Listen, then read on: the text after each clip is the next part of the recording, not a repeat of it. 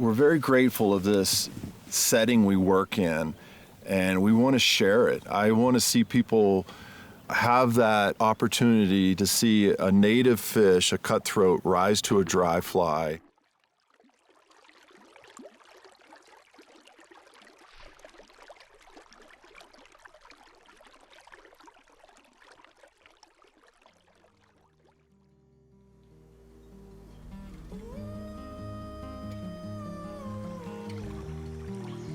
Our history goes back to the last decade of the Jack Dennis era in Jackson Hole. Jack Dennis was one of the first fishing outfitters in the valley dating back to the early 70s. Nearly 40 years later, myself and Mark Fuller, two of Jack's senior guides, saw an opportunity and approached Jack about his retirement in 2010. Grand Teton fly fishing officially began in the spring of 2012. We were excited and honored to carry the torch for so many of the same guys that had mentored us to this point. Guys like Jeff Currier, Tom Montgomery, and Bruce James. Everyone before us has left a fingerprint on what our core values are today, and for that we are forever grateful.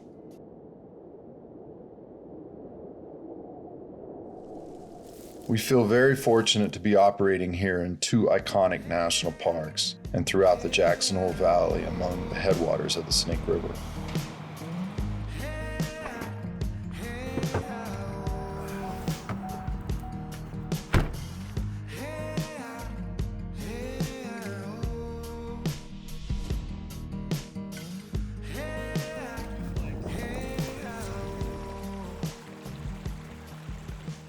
One of the unique things about this region is maybe 9-10 months out of the year, if you focus on it, you can find and catch fish on dry flies.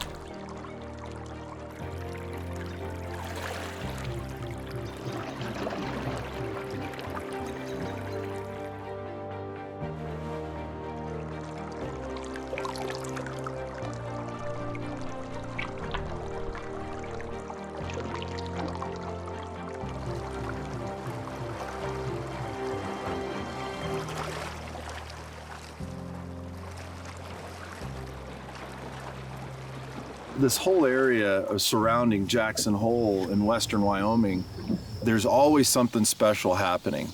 The Yellowstone Park in June and July, and then moving down south of Jackson in the Pinedale region and also in that same time period.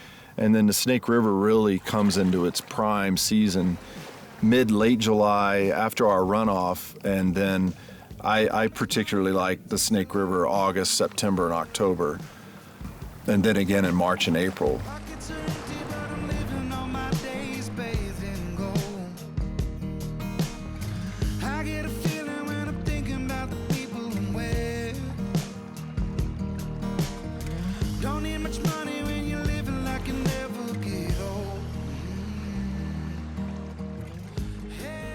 Diversity here is as good as anywhere in the country. There's something for everyone.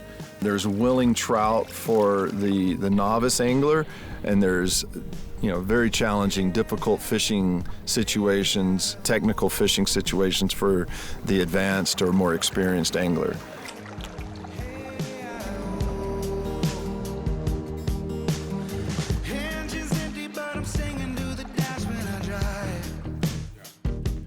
Our guides are the foundation of our operation, and we each, however different, have a passion for what we do.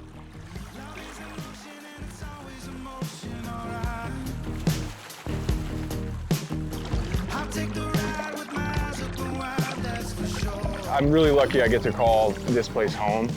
I grew up here. I've been fishing this river since I was a kid.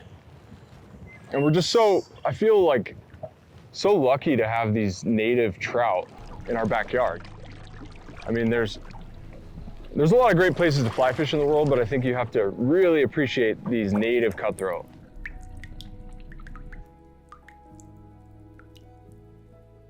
To see the look on people's faces when they catch their first fish on a dry fly, their excitement and that moment, that is really like what keeps a fishing guide happy. I get to fish through my clients. You know, when it all comes together, and when I'm teaching and then they're getting it and they present a good cast and everything comes into place, I feel like I've done that, you know? I feel like I caught that fish. It's just awesome. So it's a parachute. Right. If you don't see that white wing or post upright, you need to manipulate the line to get it to roll over. Okay. Because they typically will not touch it if it's not drifting well, but that looks perfect. More right. Okay. Yeah, go ahead. You're good, leave it, it's gonna catch the current. So if he takes it, lift and lower the rod to the right to get him away from the wood. Come up a little bit, and now underneath the trees, upstream of this submerged log. Yep, be ready, leave it. All right, one more. We'll get out of your way. Nice. Big old head, come over and eat that thing. Be It'd cool so if it cool. did.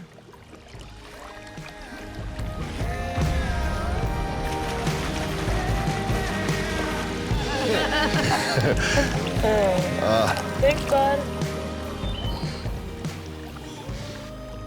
You want people to have a connection to the resource. It's probably the most important thing. Give them a foundation of fly fishing, but also create a connection to the resource, whether it be the Snake River, the Green River, or Yellowstone Park. But they have this connection and a sense of stewardship that they can take home with them.